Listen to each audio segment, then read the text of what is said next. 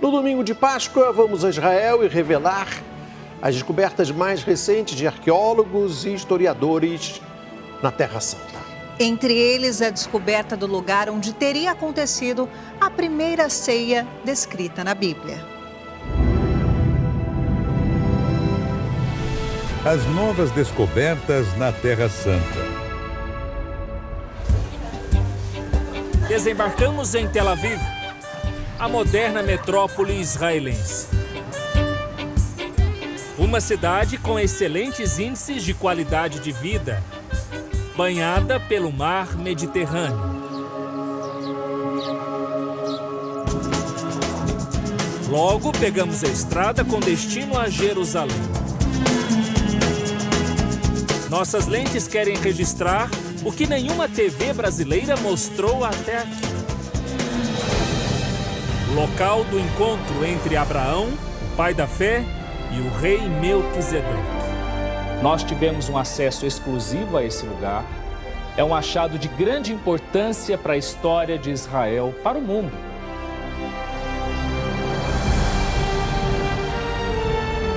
Aí está Jerusalém, a cidade sagrada. A capital de ruas estreitas, por onde alguns dos capítulos mais decisivos e emocionantes da história foram escritos.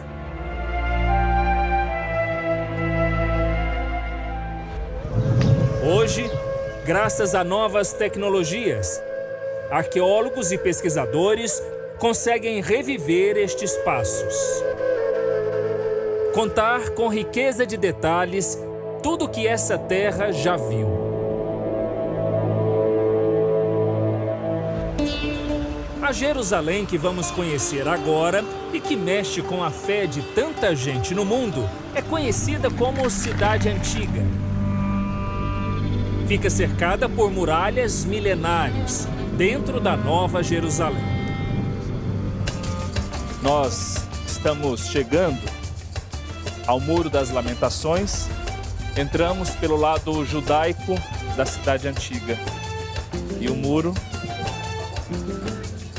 está bem ali. Essa é a única parte que resta do antigo templo de Herodes.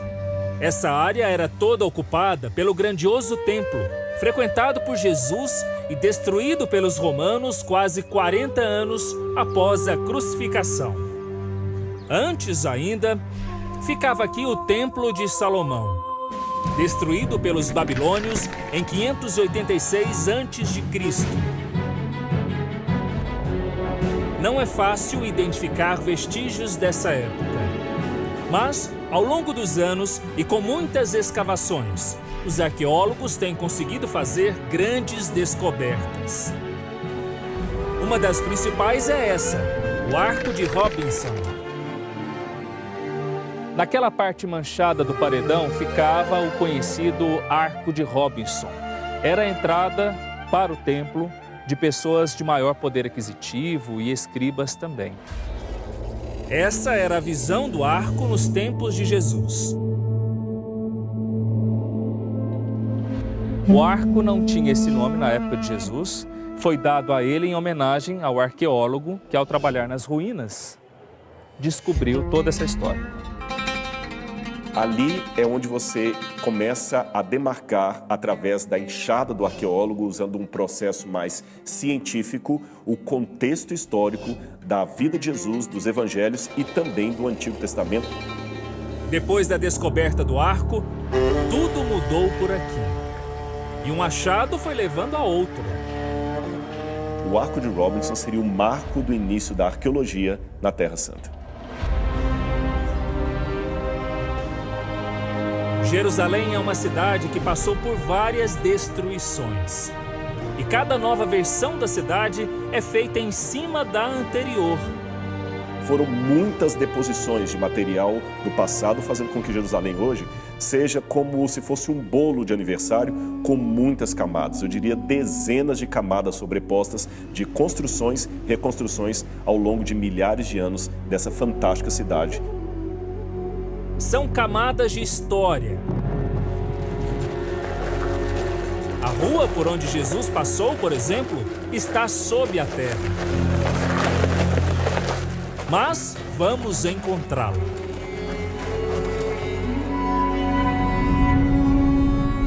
Os segredos dos subterrâneos de Jerusalém. Bem ao lado do Muro das Lamentações, fica a entrada para os subterrâneos da cidade. Em poucos minutos de caminhada, já estamos vários metros abaixo da superfície. Essas galerias, na época de Jesus, estavam no nível da rua. Era por aqui que comerciantes, sacerdotes e moradores circulavam todos os dias. As ruas largas de antes, hoje não passam de caminhos estreitos. Nós estamos num lugar bem apertado e baixo, menos de 2 metros de altura, e aqui bem estreito. A gente está caminhando em direção à antiga avenida lateral do templo, por onde Jesus passou.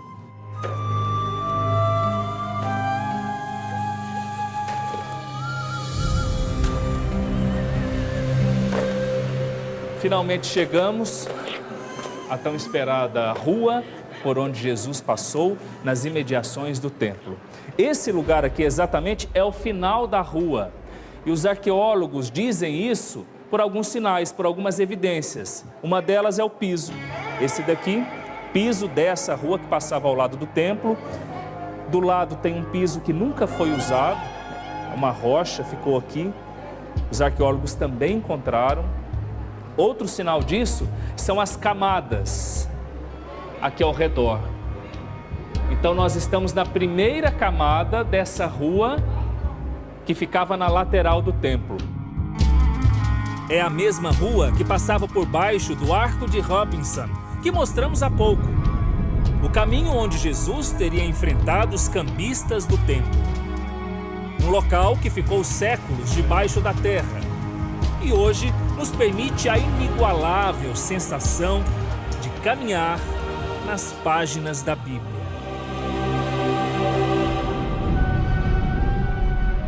A cidade de Davi.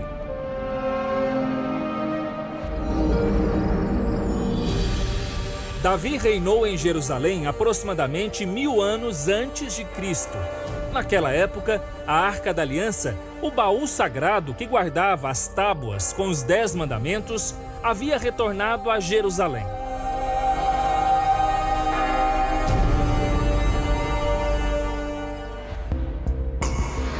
A cidade era um mistério para os cientistas, até que um arqueólogo encontrou, quase sem querer, um túnel sob Jerusalém.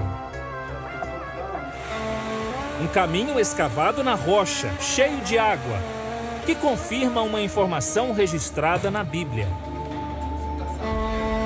Segundo os escritos, este túnel levaria a Jerusalém de Davi. E de fato, depois foi comprovado que o caminho descoberto por acaso era o túnel do rei Ezequias. A antiga Jerusalém deixava de ser um mistério e começava a ressurgir pelas mãos dos arqueólogos.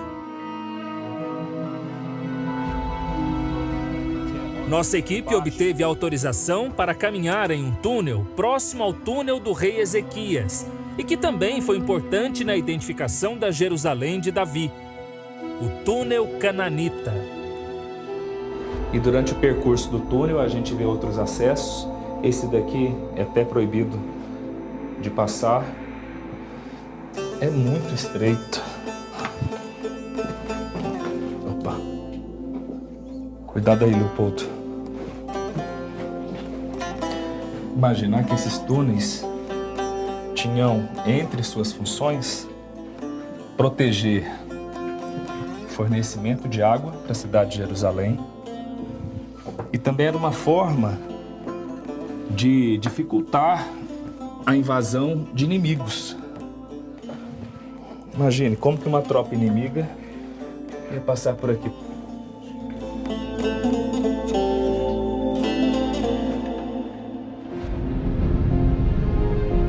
O o altar de Abraão e Melquisedeque. Deus ainda está do nosso lado. Abraão fez uma aliança com Deus, mas também com homens poderosos na terra. Um deles foi Melquisedeque, o rei de Salém. E a Bíblia fala que Abraão encontrou-se com Melquisedeque na cidade de Salém. Todos os indicativos históricos apontam que Salém seria aquela que no futuro viraria Jerusalém. A tradução de Jerusalém é Cidade da Paz. Durante séculos, arqueólogos procuraram alguma evidência que levasse até Melquisedeque. Até que, sob a liderança deste pesquisador, Eli Shukron, eles enfim conseguem chegar a este local, um buraco nos subterrâneos de Jerusalém. O arqueólogo que escavou o local, Eli Shukron, chama aquele de o Templo Zero. Nós estamos diante de uma descoberta arqueológica recente, a mais recente na cidade de Davi, que é a Jerusalém da época do rei Davi.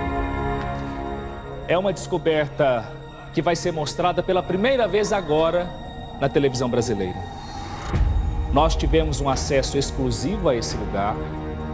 Outras pessoas, turistas, não tiveram esse acesso que nós tivemos hoje. Este paredão todo, de aproximadamente 25 metros de altura, segundo os arqueólogos, é o altar da primeira ceia descrita na Bíblia. Uma refeição oferecida pelo rei Melquisedeque a Abraão. A pessoa que passa ali não percebe, mas naqueles entulhos existem muitas cerâmicas antigas. E pelo formato delas, sabe que são cerâmicas que foram usadas em 1800 a.C., portanto da época de Abraão. E ainda de acordo com os arqueólogos, esse chão que eu estou pisando aqui é o chão original daquela época. Uma superfície que tem aproximadamente 4.000 anos. O chão que pisaram Abraão e o rei Melquisedeque. Uma cerâmica local que nos ajuda na datação, os elementos encontrados ali que mostram realmente um acordo de paz, uma celebração envolvendo vinho, envolvendo pão, envolvendo sacrifício, realmente são indicativos arqueológicos de que ali houve um evento mencionado na Bíblia Sagrada, mais especificamente no livro do Gênesis, a respeito do encontro de Abraão com Melquisedeque. Esse paredão todo seria o altar desse encontro entre o rei Melquisedeque e Abraão. Os altares daquela época eram grandes construções de pedra, erguidas para adorar a Deus. Talvez nunca venhamos a saber quem foi Melquisedeque. Assim como ele entra na história de Abraão de forma misteriosa, ele some também misteriosamente. Pesquisadores só começaram a descobrir tudo que se esconde nessa área há pouco tempo, 10 anos atrás. É fascinante observar como a Terra Santa ainda guarda tantos registros importantes. Tantas marcas da história desde os tempos bíblicos. Mas hoje, esse trabalho está ameaçado. A Unesco, Organização das Nações Unidas para a Educação, Ciência e Cultura, quer proibir as buscas arqueológicas nas imediações do antigo templo. Os motivos são confusos e se misturam com questões políticas. Israel se afastou da organização e recebeu apoio dos Estados Unidos. A luta é diária para garantir que a história guardada aqui não se perca. No mês passado, estudiosos vibraram com o que consideram uma grande descoberta: o selo de Isaías. O selo de Isaías. Essa é a imagem divulgada pelos pesquisadores da Universidade Hebraica de Jerusalém. O pequeno pedaço de argila de 6 centímetros seria a marca do profeta. O profeta Isaías é um profeta extremamente importante no Velho Testamento, principalmente porque ele é um maior dos profetas messiânicos. Ele é o que vai dar mais dicas, mais detalhes sobre quem seria esse Messias. Pouco antes desse achado, também foi encontrado aqui em Jerusalém o selo de Ezequias. Os dois foram encontrados em lugar muito próximo. E o que isso significa? Que provavelmente, então, havia uma relação entre os dois. Bom, pela Bíblia, essa relação existe. Um dos reis do período de Isaías foi justamente o rei de Ezequias. Esse selo de que falamos não tem nada a ver com aqueles que usamos em cartas. Nos tempos bíblicos, para que alguém comprovasse ser o autor de um documento, era preciso imprimir uma marca com seu nome e função. Essa espécie de carimbo, que funcionava como assinatura, era o selo. O selo de Isaías, encontrado nas ruínas, está quase completo. Na parte de cima, falta apenas uma letra para que esteja escrito Isaías em hebraico. E na parte de baixo, falta apenas uma letra para que esteja escrita a palavra Navi, que significa profeta. É algo muito próximo, mas que ainda exige mais pesquisa, segundo os estudiosos. Então, vou encontrar a outra parte do selo, seria uma forma interessante. Só que pensando que esse selo tem apenas 6 centímetros, encontrar esse pedaço vai ser muito mais complicado. Mas acredito que eles estão ainda tentando isso, quem sabe vão encontrar. Siló, a primeira casa do tabernáculo. Atravessamos regiões áridas. Esta é uma estrada que corta a montanhosa região de Efraim. Quanto mais a gente segue em frente, mais a gente descobre o que aconteceu para trás. No alto do Monte Sinai, Moisés recebe as tábuas com os 10 mandamentos.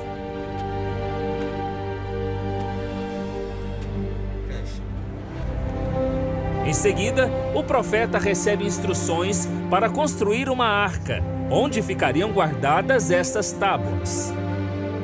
A arca deveria ficar em um tabernáculo. Uma tenda montada e remontada várias vezes enquanto o povo hebreu vaga pelo deserto.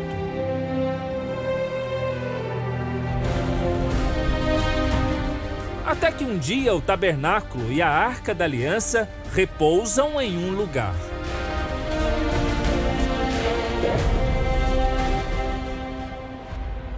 Esta região, segundo os arqueólogos, no alto da montanha em Shiló, teria recebido a Arca da Aliança, logo depois que o profeta Samuel montou o tabernáculo nesse lugar.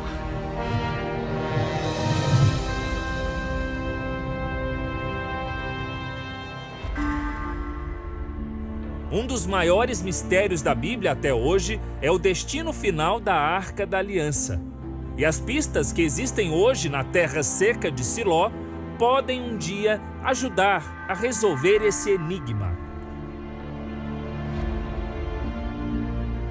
A certeza que se tem é que a arca ficou aqui por aproximadamente 300 anos, o que torna Siló um lugar especial, sagrado para bilhões de pessoas. Saímos de Siló e vamos aos limites de Israel, na principal fronteira natural da Terra Santa com a Jordânia, o Rio Jordão. Um rio muitas vezes citado na Bíblia.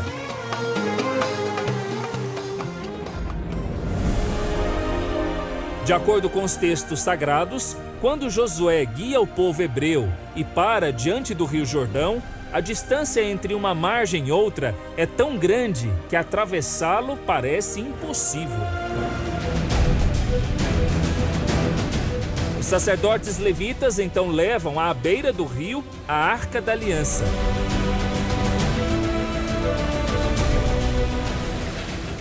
As águas imediatamente começam a se movimentar, até que o caminho finalmente surge diante de todos.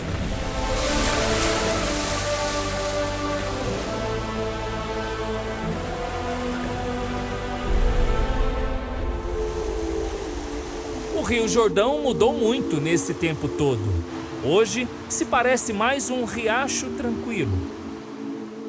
Do lado de cá, território de Israel, após aquelas boias amarelas, território da Jordânia. E de acordo com os arqueólogos, esse lugar é o mais provável do real batismo de Jesus. Aqui onde nós estamos. Não faz muito tempo, essa região era isolada, com acesso restrito. Aqui ainda existem milhares de minas terrestres, que começaram a ser retiradas só neste ano por Israel. Mas as guerras são coisas do passado. A vida hoje é tranquila, como as águas do rio.